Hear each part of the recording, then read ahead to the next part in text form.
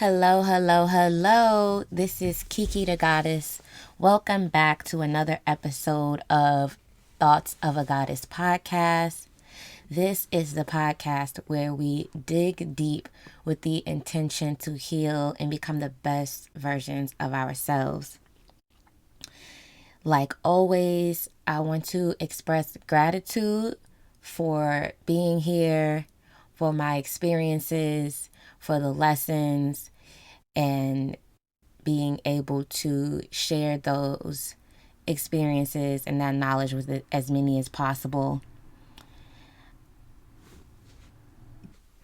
If you have listened in before, welcome back. If this is your first time, welcome. And in today's podcast episode 5, I'm jumping ahead actually. Today's episode 4, I want to talk about how your healing journey may look strange to the people around you. So, using myself as an example, when I'm serious about something, I can be a little bit of an extremist or like overindulge or become a bit hyperfixated. So, for instance, I wanted to heal my mind and my body. So I did a 12-week detox last year where I only ate whole foods. So just fruits, vegetables, whole grains, so like quinoa, wild rice, nuts and legumes. And then about midway through, a little bit less than midway through the detox, it transitioned to being full fruit. So just fruit juices, smoothies, and whole fruit detox. And I'm actually doing that cleanse again right now. Another example is I was working a job where I didn't feel validated or appreciated, and I also felt disrespected. And I was making 6 figures at that job, which was really good for me, and probably would be really good for many people. And I quit that job, and I really didn't have a defined plan on where I wanted to do next. I just knew that wasn't aligned with me, and I knew that I would figure it out. Those two examples might look really, or I'm not even going to say might look, they looked really crazy to people around me. Those closest to me when I quit my job really supported me. They and still support me now. They are proud of me. They validate me every day for being brave enough to go towards a life path that's more fulfilling for me. However, the support from those you love still also comes with worry and a bit of self-projected fears. They ask you what you're going to do next. You tell them what you're going to do next, and then they say, well, what if that doesn't happen? Or what if that doesn't work out? When you know what's for you. And to be fair, the fears aren't just self-projected. They're like a big part of reality, like having financial stability. Financial stability is important for all of us. We're all trying to survive, and more than survive, we all want to live comfortably. We all want to have fulfilling lives, and let's just be honest, money is the resource for abundance. And your girl had to change her life. I was definitely, I live in New York. I love going out to a really nice restaurant. I was doing that very frequently. I love designer clothes. I had to sell some things. Sacrifices had to be made. So the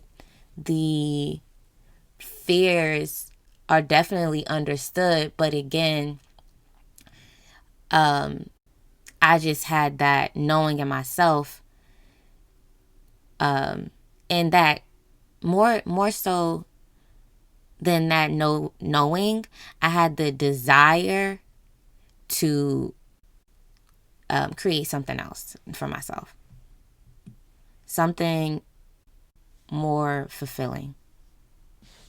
But not only do you have your family and the people who care about you being introduced to this new version of you that you're learning yourself, you have other people that you're around on a day-to-day basis that maybe their opinions don't matter as much as you, but you're around them so much. Like work, for example. For me, when I started my detox, I was still working and I was packing a lunchbox every day with all these juices in it, and everybody around me is eating McDonald's, Chick-fil-A, and I'm here with my tomato and cucumber salad with just sea salt and lemon squeezed on it, and a celery juice and some dates. And everybody is making comments like, girl, you not hungry, and just all these different things that can throw you off for a little bit. But there's always, like I said, you validate you and God validates you. So there's always like people around that's going to resonate, because it's just as much as I got those kind of comments, I got people being intrigued even more, and people asking me questions about what kind of juicer I was using, or what recipes I came up with, or just in general, like health questions and how my body was feeling and how they felt like they needed to do some sort of cleanse because of how they were feeling physically. And a lot of people, like based on how I responded to them and just like a lot of the information that I already knew, because I had already been doing so much research on my own, so many people validated a thought that I had, that I should be some sort of life coach or health coach. And anyone around me who projected their fears of what I was doing onto me just simply became background noise, because I knew what was aligned for me. And I knew that it was aligned with my higher purpose and where I was going, and not where I currently was. More specifically, I knew that I wanted to help people ascend in every way possible. And I knew that I could only do that by first being the example. If you're in a space where you are healing and growing and elevating, you're probably experiencing a lot of those similar things. If you made the decision to stop drinking, it can be really hard going out to social gatherings or family gatherings, like where everyone is drinking around you, and then again there comes that that projection of other people's reality, of them being like, oh, you're not going to drink, oh, that's boring. When, like, for me personally, I And I still drink here and there. Like I'm a social drinker and still pretty at a minimum when I do drink, just because I don't like the way it makes my body feel. But I'm the type of person where I don't need to be drunk to be fun. I'm just a fun girl, period. So, and I honestly feel like all of us who like to enjoy ourselves can enjoy ourselves sober at our core, because that, like, the absence of alcohol is just us. So that in itself is another layer of healing, when you can learn to live as your authentic selves, have self-created joy without outside influences, may it be other people or substances. And to be clear, this is not me trying to convince anybody to stop drinking. If drinking is not a problem for you, by all means, drink on. This message, this whole episode is for people who are on their healing journey and are experiencing the either pushback or the projections of other people, because they just simply aren't in the same space as you at this time. But for another perspective of that previous example, maybe you stopped drinking because it was creating a problem in your life. Maybe you were drinking too much and it was causing issues in your relationship or at work, or like whatever it may be. So you decided to go on a journey of sobriety, but the people around you that you were attracted to, because you were in that energy, are still in that energy. So those are your friends, and they're convincing you to stay in that space, or not even convincing you, just simply because that's what you're surrounded by. It is easy for you to fall into those habits. And not to go off on a tangent, but that just backtracks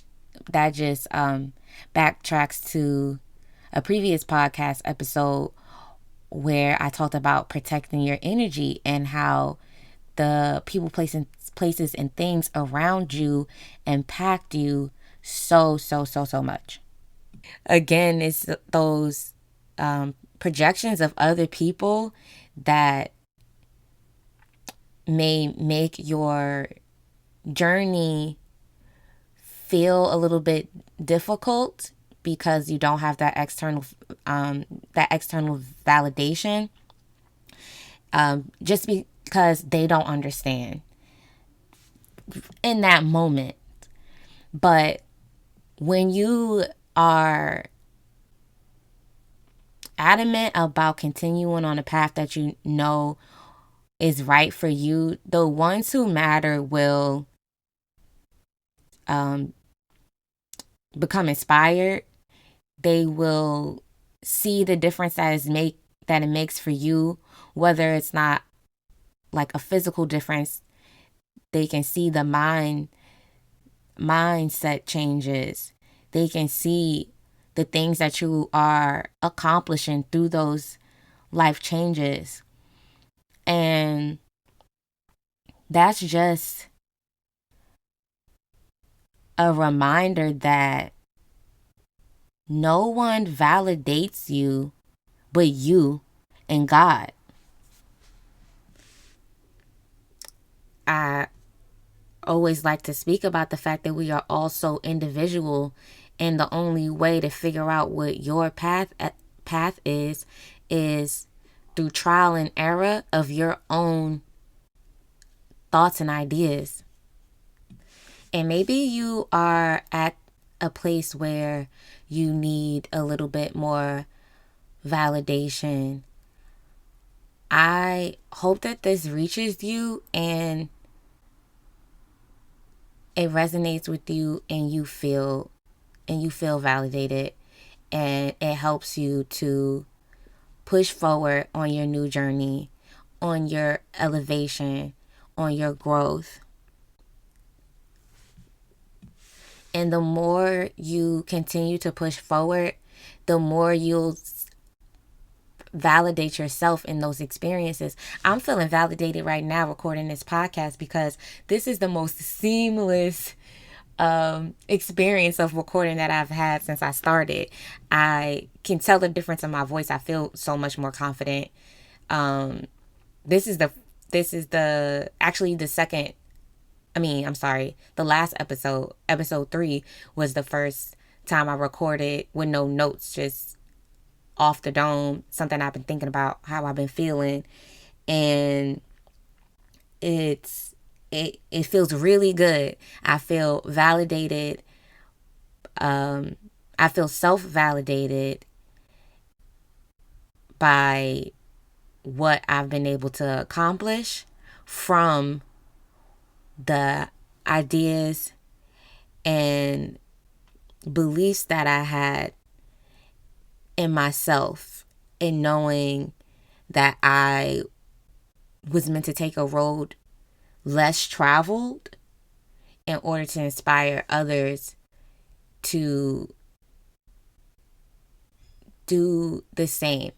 And I don't mean take the same path as me, but when I say the road less traveled, I mean the road that is uniquely designed for you, and not what people around you or society or TV or social media or whatever, whoever is telling you is the right or wrong thing to do. We have the strength to push through the pain, to push through the fears, to push through the limiting beliefs. We are alchemists. And though the journey looks strange to others, though you may get so many questions, words, and looks of skepticism, push through it. You're in the right direction. And that concludes episode 4 of the Thoughts of a Goddess podcast. Thank you all so much for listening in. Don't forget to like, share, subscribe, and help this message get out to as many people as possible, to those who may benefit from it. Looking forward to connecting with you guys again in the future. Talk soon.